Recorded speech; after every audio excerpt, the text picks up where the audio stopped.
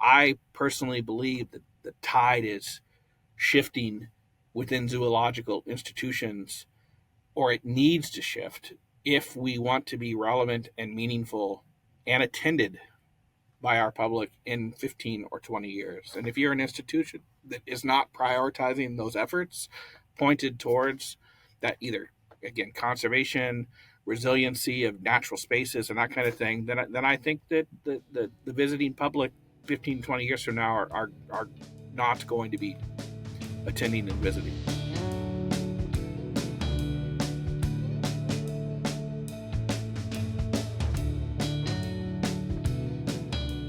This episode is brought to you in part by our sponsor, Tidal Influence, a Californian ecological consulting firm who proudly supports environmental education and all of the diverse conservation efforts that Pelicanus works to highlight. Visit their website at tidalinfluence.com to learn more about what they do to conserve our coastal resources and how you can get involved. On this episode of Conservation Conversations, we talk to Brett Long of the Aquarium of the Pacific in Long Beach, California. This episode is the kickoff of a short series we will be doing over the coming months to highlight the Aquarium of the Pacific conservation initiatives in Southern California. From otters to frogs, Aquarium of the Pacific is undertaking some amazing projects to help create coastal ecological resiliency. Enjoy our conversation with Brett and look out for the episodes on their work coming soon.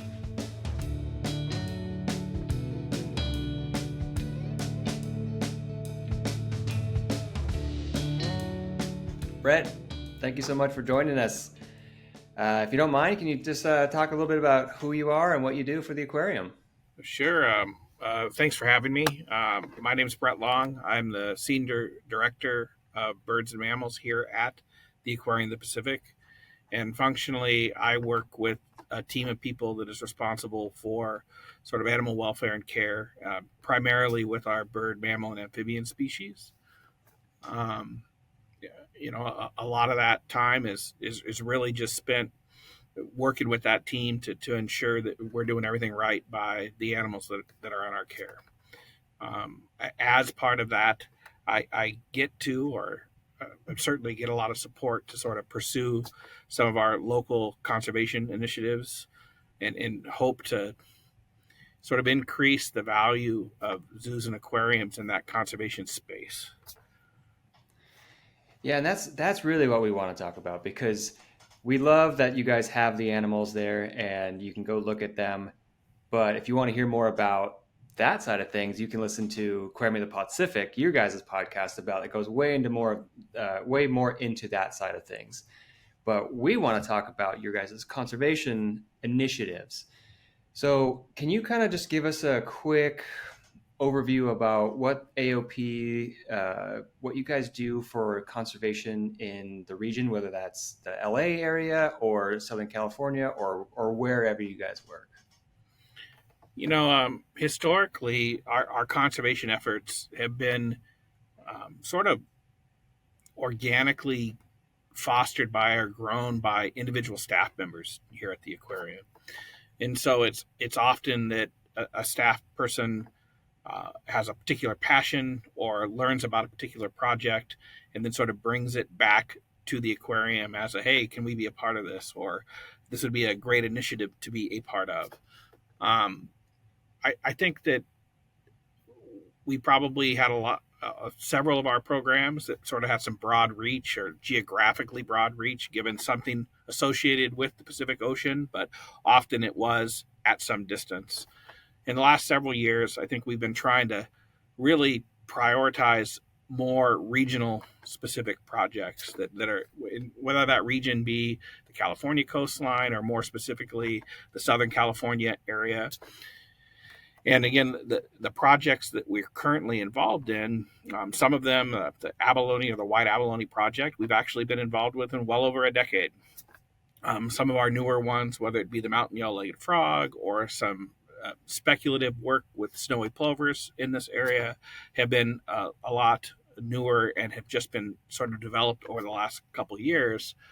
And then one of the things that has been fortunate is that we noticed that although it was not purposeful at the time, that several of these projects really started to tie back to sort of the conservation of the sort of kelp forest or kelp forest and eelgrass sort of ecosystem.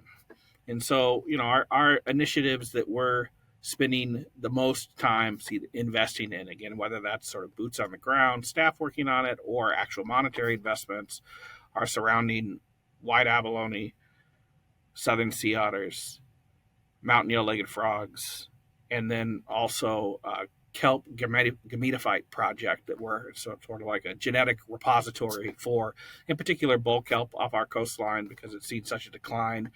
But they all just tie together in that sort of near coastal kelp forest sort of ecosystem type things. I think that's what I found so interesting about talking to everybody, you guys' staff, was the connection between the programs, but what I found interesting was the connection between the species. So a lot of these species, aside from the mountain yellow-legged frog, uh, It's a little bit of an they outlier, a yeah, personal passion, but an outlier, yes. a little bit. But what I liked is about is the programs all tie into each other because the species interact with each other, and I think that was what was so cool about it. Is if you look at the ecology of coastal California, all of these species kind of live in the same area, or if not the Mm-hmm. very near area. So all together, these four projects all work towards coastal resiliency, Mm-hmm. and I love that. I love that you guys are doing that. Was there a thought behind that? Was there a master plan, or was it kind of Boy, just like I wish I could tell you that was the case, right? That we sat down several years ago and said, hey, we're going to start at the sort of overarching and then find these projects or these species that fit into that. And it is, that's not how it developed here. I think that certainly we are fortunate and that these projects are extremely interconnected. So it becomes the story that we can tell that I mean, part of the story to me is that it just sort of happened. And I actually think that can be a little compelling, like, hey, some very passionate people that came into this from different angles, and look how we've now managed to sort of weave this together. And that's helping us sort of guide our forward momentum. Like, okay, now we've realized that we've got three or four projects that certainly relate to each other. And then therefore, as we invest our limited calories, because there's a limit no matter how you look at it, let's ensure that we add them to or sort of point them towards those interconnected projects. And so I mean, I'm certainly love that that's what's happened, and I think that it's going to help us guide in our sort of decision making and where we invest going forward. But it was not purposeful at its inception. I think that sometimes that's a better way to go because say someone at the aquarium had that idea of like, hey, we're going to do all four species all at once. We're going to work on coastal resiliency. We got to figure this out. That's a harder pitch to donate donors and funders and higher ups. Yeah, It's like if you I mean, I think it's a harder pitch initially, or one that someone might steer away from because it feels so large. Like, wow, that's a major impact. How do we create, get involved in that? How do we start that? And in this particular case, we invested in these each of these projects a little independent of each other, and now because we can wrap it together, it's an easier story to tell, and it shows that we can take small initiatives and invest in them, and that they will sort of magnify in magnitude into a much larger process or a much larger thing. Yeah, I think it would have been a hard sell 3 or 4 years ago to say, hey, let's point all our money towards this big thing. But now that we have these projects that are interweaving so nice, it's been it's easier for me to tell. Like if I am asked to show a potential donor around or a VIP, or heck, when I have the opportunity to just pull a guest off the visitor floor and walk them through, like you get to touch on each one of those projects, and I think the person goes away with just like, wow, like we can make a difference. No, that's exactly right. And what I also like about it is if you just did decide to just like, hey, we're going to do all this at once, you kind of can step on toes. And you guys have Mm-hmm. built these really great partnerships with so many people and so many organizations that that's one of the things I loved about talking to all the staff was just like, yeah, we do this, but it's in conjunction with Monterey Bay Mm-hmm. Aquarium, the Fish and Wildlife Service. And I just based off of our conversations we've had with people through all over the world, almost no one does it alone. Every once in a while, there's someone like, "Hey, I just started this and no one really cared, and so I just kept doing it, and then now they've built this awesome thing." But no one does it alone. And I think that certainly my growth in this area over my career, I don't find as much value in it when I try to do it alone either. Like in the end, I very much feel so much more. Our parts certainly are a heck of a lot more than the sum of those parts, right? Like when we put that together, I think it's amazing, and being able to work with those, whether again agencies, stakeholders, as this networked partnership, we can take it so much further. I mean, all of us have things to add to these projects, and being able to sort of layer it and do that, I think is what's going to lead towards these sort of major successes on these larger initiatives. I'm not going to ask you to give us any details about any of the 5 programs, just because if anyone wants to hear about that, they can listen to it over the next few months. But I do kind of want to talk about what's in store for the future. Like, what's next? Like, we've got these programs, and some of them are small and in their infancy, and they're looking to go big. But are you guys thinking about bigger reach, more initiatives here locally? And maybe you don't even know. No, Yeah. I can't say that I know. I certainly, this institution is in the middle of a large strategic planning process, which I think is fantastic. Many of us have probably been involved in those over our career, and some can be very like inspiring, and this is fantastic. And then that follow through can be challenging, and I think that these smaller projects have gained so much traction in our local community and our local networks that it's helping elevate conservation even more into that medium and long term planning, strategic planning.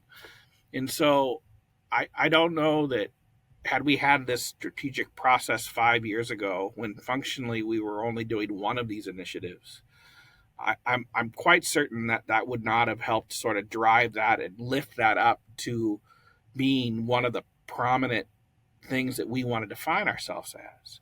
Um, and so some of this is again on a personal note, or semi-professional note.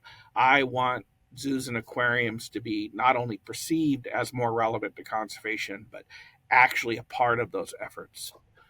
Um, and I think that this is where that starts, and because whether that's a there's sort of these homegrown initiatives that you start going so you can just tell this compelling story, and then you sort of pivot that or add that to, hey, as a state, a country, a world, we're coming out of this very challenging process surrounding COVID, and like even in spite of that, we can be working on these things and making a difference.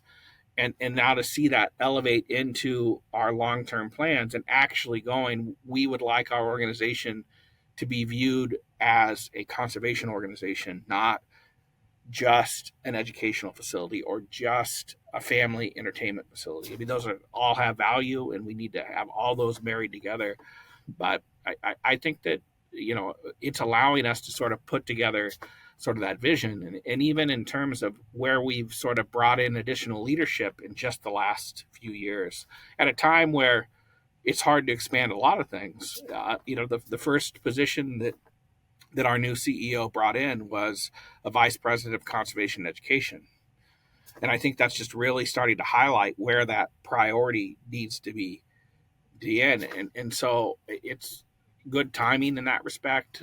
I think that we've created this sort of fan base, for lack of a better word, that is really interested in these smaller conservation initiatives, and then seeing how we can just package into this. So it's certainly helping us as an institution sort of guide our thought processes as to how we'd like to contribute or how we'd like to be thought of or seen as. Yeah, and that's definitely something we've, I don't know, we want to call it reported on, but we've definitely highlighted in some of our episodes with zoos and aquariums throughout the entire world, actually. is this movement of zoos and aquariums going from being a zoo and aquarium that does conservation to being a conservation organization that is partly funded or mostly funded by a zoo and Sure. aquarium. And that's what I love about what you guys are doing is you're setting up that infrastructure so these things can grow organically, like you mentioned with these programs we have. Because if you hadn't done that, then if a conservation issue arose in your area, it would be a whole like, oh, we got to shift to do this. But you've already made that shift. That's what's so Or cool. we wouldn't even be invited in because you're not Right. recognized as that resource. I mean, big picture to me, our the CFO that we had when I started here, I loved working with him. I thought he was very just a visionary person in that role, which I don't always see in that sort of sector. Sat down and one of the programs that we're doing, the Sea Otter Surrogacy program. I mean that's a over the course of 5 or 6 years, that's going to be a 1.5, $1.7 million initiative that we're raising money to do. It's not a small ask. Any as a responsible financial person would ask, like, tell me what the return on the investment is on this. And I think that if someone asked me that 15 years ago, I would have been offended. Like, how can you put a number on or that kind of thing? And I looked at him and I said, hey, I'm not going to be able to give you, hey, we invest 1.5 million, we're going to return 3.5 in this many years. But what I personally believe is that if we want to be a credible, well attended, modern zoo or aquarium in 20 years, then conservation has to be at the forefront of our mission. And so, do we want to be here in 20 years or not? That to me is the return on the investment of these initiatives right now. And I mean, we have a few years to see whether or not that is true in terms of, to your point, I personally believe that the tide is shifting within zoological institutions, or it needs to shift if we want to be relevant and meaningful and attended by our public in 15 or 20 years. And if you're an institution that is not prioritizing those efforts pointed towards that, either, again, conservation, resiliency of natural spaces, and that kind of thing, then I think that the visiting public 15, 20 years from now are not going to be attending and visiting. So, I mean, you're just preaching the word, man. It almost like it took me a second. I was just kind of sitting back going, oh, yeah, yes, yes. I wanted to almost like put my hands up in hallelujah here because it's just really fantastic, the perspective that you have. And it's just really great to see, the home aquarium doing this kind of work and being really a leader in this. So I really appreciate it. And one thing you kind of talked about is you mentioned talking to the CEO about how the AOP is going to look in 15, 20, 25 years. And we have these conversations a lot, obviously. And the quote I always think about is I think it's, if I say it right, it's society grows when people plant trees that they will not enjoy the shade of. And so it's the kind of the same idea of what you guys are doing and building these things. So like in 25, 50 years, I hope you're retired. I hope you're enjoying yourself. But you don't do that without some sort of hope that, I've also heard another quote that like planting a garden is like the most optimistic thing you can do. Cause you're like, well, I'm going to be here tomorrow. I'm going to be right. here in 2 months when I can actually, reap the benefits. And so it's the same thing with what you guys are doing. So where does that optimism and that hope come from for you to where you say, hey, yes, these are conservation problems, but here's what we're going to do about it. And in 25 years, we're going to have a program that is going to essentially potentially solve this problem. Well, I really liked what you just said about, like, again, for me, I want to be a part of something that certainly I'm not going to be around when that optimal impact manifests itself. It's that far away. On a personal level, and it was absolutely related to one of the projects that we're currently investing in, which is this sea otter surrogacy program. In the mid '90s, I was working at a marine lab up in the Central Coastline with a professor that was studying harbor seal populations in that area. And one of the locations that harbor seal haul outs was in this estuarine system that was fundamentally agricultural runoff at this point. So this is, I mean, this really only is, 22, 25 years ago. And we were studying harbor seals. And again, I was the logistics guy. I'm there to drive the vessels, help capture the animal such that we can get samples from it and all that kind of stuff. You're crawling around in this just sludgy, anaerobic slough to study these megafauna. And and then so I have these. I mean, I can still smell it. I just talk about it right now. I can still smell the rotten egg smell of going through this mud to get to these animals. Was not a pretty place. We were there for a different reason. Was not a pretty place. This is Elkhorn Slough. About 15, 18 years ago, Monterey Bay Aquarium started releasing appropriately releasable otters into that estuarian system, mainly because it was logistically easy to monitor them and make sure that they were going to do. But then you go up to that space now, and I drive by it every time I'm in the Central Coast because I'm just stunned. The eelgrass beds are significantly restored within this estuarian system, and fundamentally, it's because otters were put back in the system. Again, that wasn't the intent. The intent was this is a great location that we can release them sort of like a soft release and watch them and make sure that they reincorporate. But it worked and it did well. These otters multiplied into that system, and then they started having the impact on that ecosystem that they're supposed to have. And the outcome of that is this restoration or restorative effort of these eelgrass beds that has now led to a place that is beautiful. And I mean, the ecotourism is thriving, and you could take your kayak there and you just see these lush eelgrass beds all over the place. And I'm like, man, I finally found a story. Like, all it is doom and gloom, right? Like, we just see these things deteriorating around us. But yet, in my 25, 30 years of doing this, I actually get to see this one spot that went the opposite direction. And I think that's it was inspiring for me. Like, I want to be a part of programs that do that, and it's actually tangible. Like, it literally happened in my space of my career. Now, granted, I think that the larger impact is going to take longer than my career, and I'm hopeful too that in 25 years that I'm no longer working at the same pace that I'm working right now. But it was a roundabout way of sort of addressing what you were saying. But I just think that we can and should do these things because they can and will make a difference. Yeah, and one thing you just said was like you said the larger global movement will take a little bit longer to have an impact, and that may be true. But one of the reasons why we started this is to talk about all the little people, and on top of all the large organizations you Sure, know sure. of, and everything together. Like you guys are doing this, the Monterey Bay, the Scripps, and these are just aquariums just in California. But Yep. and if you expand that out, everyone together, it's such a really cool movement. And then one also thing that Taylor does at the beginning of our Pelicanus news episodes is he talks about how these are more recent stories about how conservation can work. And like you said, you saw it works. You put the time and effort into it, it can work. So and one thing I did also want to say is I know that smell of the mud flat, but I don't know, Taylor might feel the same way. I get nostalgic when I Oh, smell it's it. super I love it. nostalgic to me. I I mean, love like, it. it's there, and oh yeah, hands down.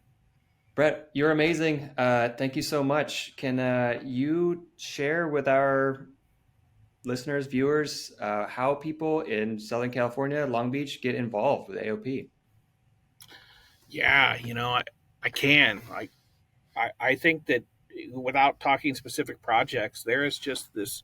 We are investing in this local community in these local sort of conservation initiatives, and recognize that as a single institution, we certainly cannot even accomplish these smaller initiatives. And so we have started or are re-implementing some community science efforts that members of the Long Beach community, Southern California community, are certainly going to have the opportunity to come in and help us sort of implement those initiatives, and whether that's through sort of our green sea turtle monitoring projects, which is predominantly community science driven or community support driven, or to a more recent one where we're working with different small areas within Long Beach that we're putting in pollinating gardens, again, with the intent that we're sort of starting those initiatives and writing for some small grants to help start. But the only way that those things are going to be sustainable and maintained is to get the community rallied behind that and sort of supporting those efforts.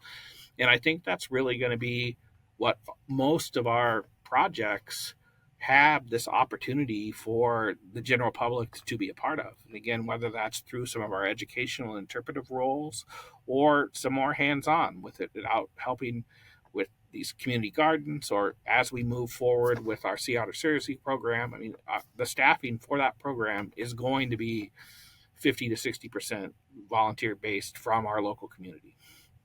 So I think there are lots of opportunities for people to come involved. And then just coming to the aquarium and supporting those initiatives and knowing that your dollars that you're giving to the aquarium to come in and learn and come in and enjoy and smile and be happy are going towards some very directed programs that are going to move us in the right direction.